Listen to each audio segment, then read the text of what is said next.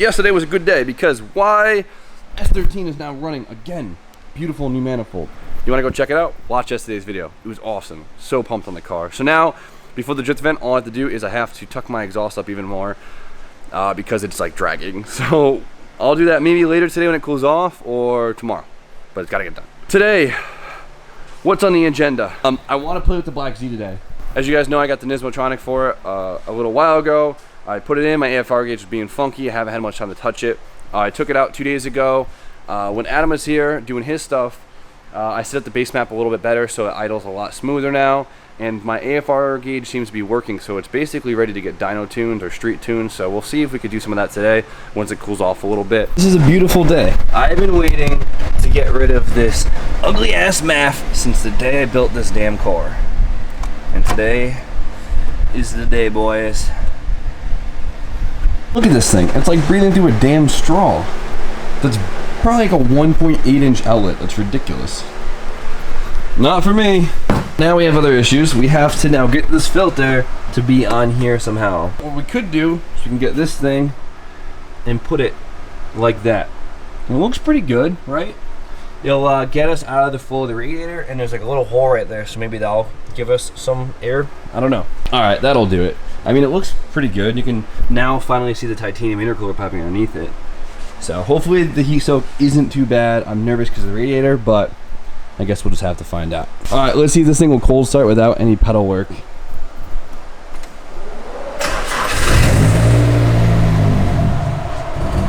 Come on, come on. You can do it. Come on. Damn it. I'm kind of upset because this thing ran really well like last night.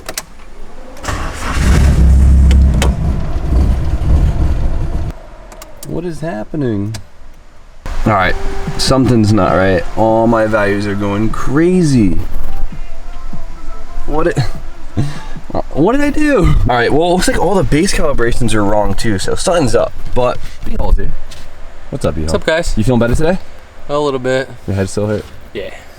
I won't talk too loud. I heard you got a new toy.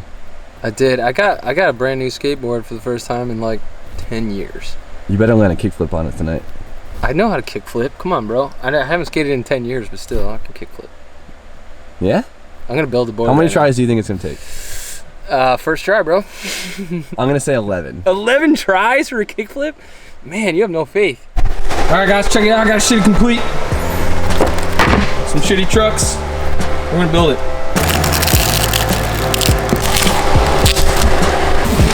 Oh no! We gooch. We gooch. We're gonna walk this bitch. Pull this thing off though. It's like we work at Zoomies, yo.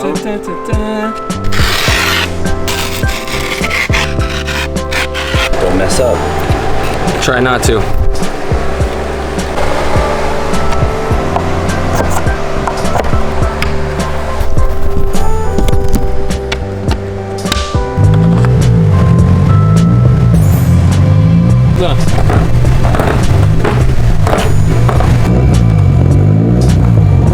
Guys, now the Z will not run today.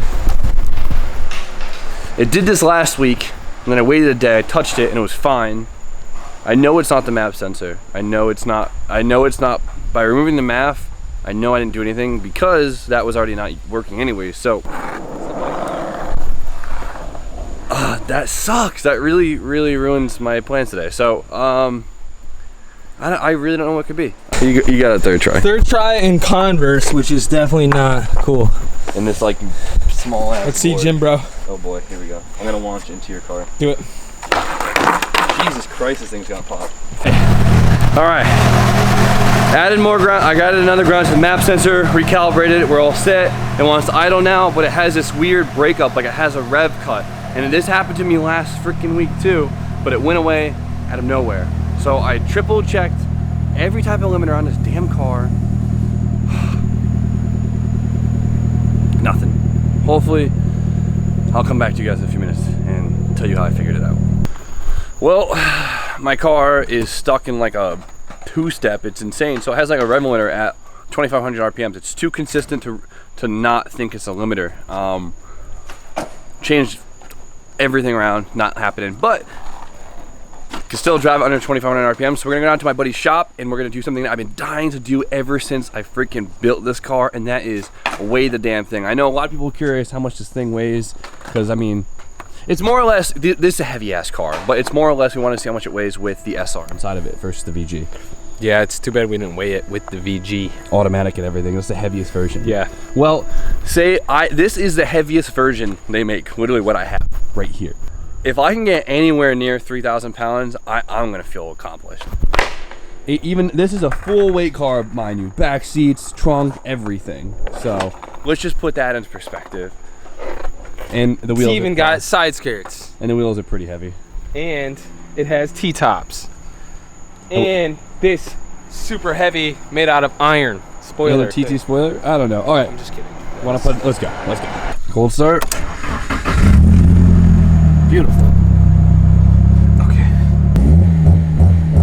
That's a rival emitter. Yeah, WTF, man. We're gonna go super fast all the way to the shop. All right, so we're cruising along.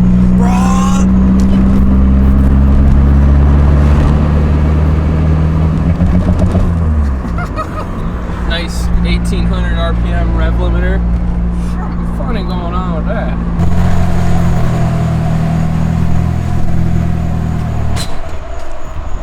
You just stall it. I thought I put in neutral. Oh my god. And these, or you're just gonna leave them like that? Tighten. Dang, this thing's so official. The barrel nut or whatever. Does it have one? No, if you can get it under. All right, let her down. Should be good. Dude, this is a really big moment, Kenny. I know. It's a really big car. I'm hoping I'm for usually good, but they're usually gutted cars, what I'm guessing. 3280. My heart is kind of racing. 3280 is. I say 32 even. I'm thinking 3140. Julia, what do you think? Pick a random number, go. 3129. Okay. 3129. Okay, that's like freakishly accurate. Everyone remember their own number. Okay, let's see what we got. 3129. 28? 84? No fucking way. Wow. No way. That is huge. To everyone who said putting an SR in this car instead of just twin turboing the VG, eat your heart out. Dude, I'm so happy right now. That's 500 pounds. That's I mean, granted, we went from the automatic to the standard, but still. I got like RPF ones too. Yeah. Knocked off another like 40 pounds. That's what Take I'm the saying. T-tops off, throw those away. My laptop's in there. Like, I got You have paperwork. a full interior? Yeah. Yeah, this is no good. We got a gut. It's so bad. Ugh. I cannot get rid of that. We've tried everything. We're gonna fix this. We're gonna fix We it. can't have tried everything, because if we did, then it would have been fixed by now. There must be something we're missing. Wise words of B-Hall. All right, let's go. Let's go charge the laptop and try again. Nice. Oh damn! What's up, baby?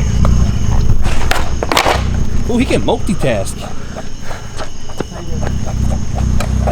What are you doing? Brian, get down from there.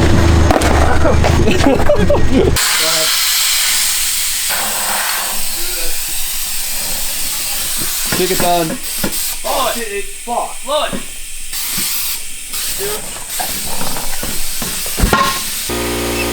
You ass clown!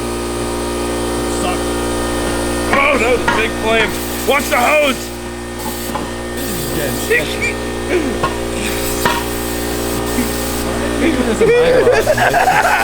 Don has his own garage and he's doing it in here.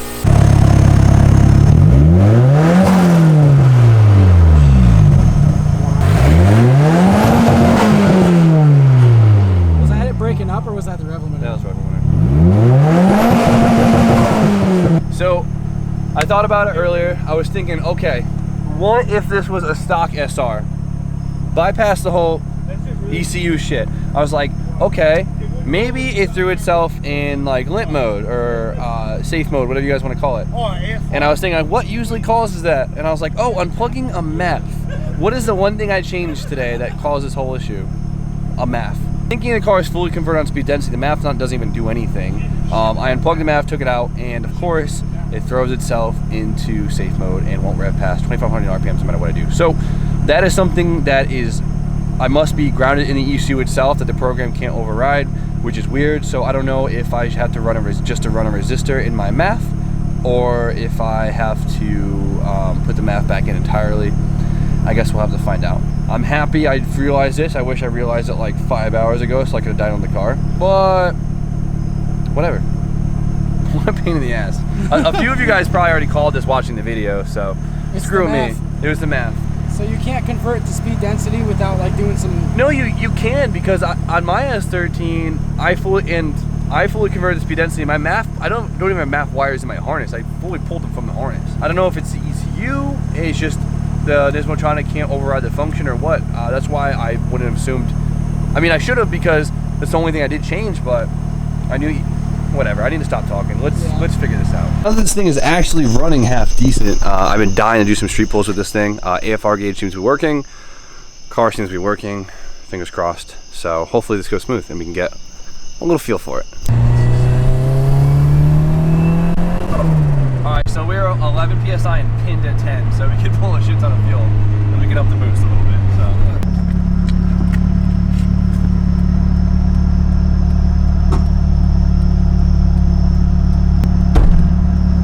How many clicks did you give it? Quite a bit. So like 5? Maybe like 8. The next one passed. Okay, that was 16. 16 yeah. pounds. You know what?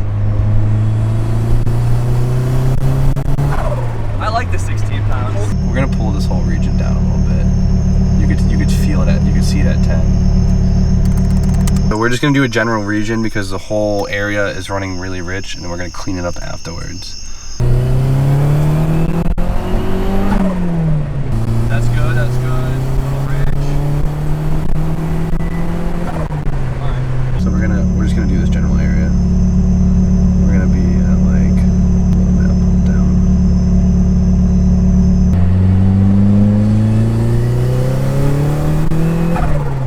That felt a little bit more rowdy. Definitely can still get some fuel out of there though.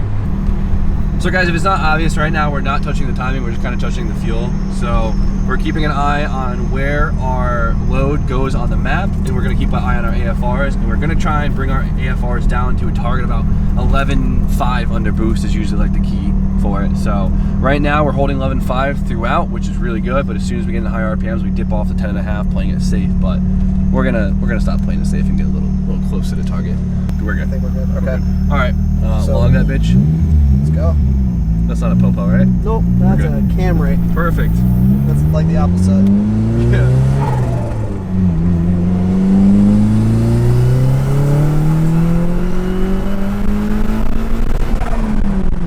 We're basically plotting right now it's RPM versus load, and then we have, ooh, that's an animal. Oh, that's a boot. That's a fucking boot in the middle of the road. What the? Okay, there's a boot in the middle of the road, but we're plotting our injector duty cycle because we want to see how our injectors respond on the pull. We're trying to aim for as smooth of a transition of basically as duty cycle as possible, being a smooth pull. We want to make sure we're not either one, overdoing my injectors, or two, I mean even underdoing it. So we play with the AFRs a little bit more, try to get them closer to that target range we were talking about, and we're gonna see how it hits.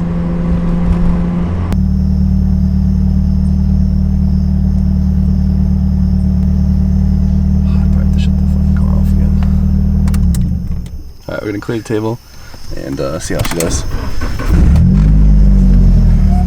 Fingers crossed.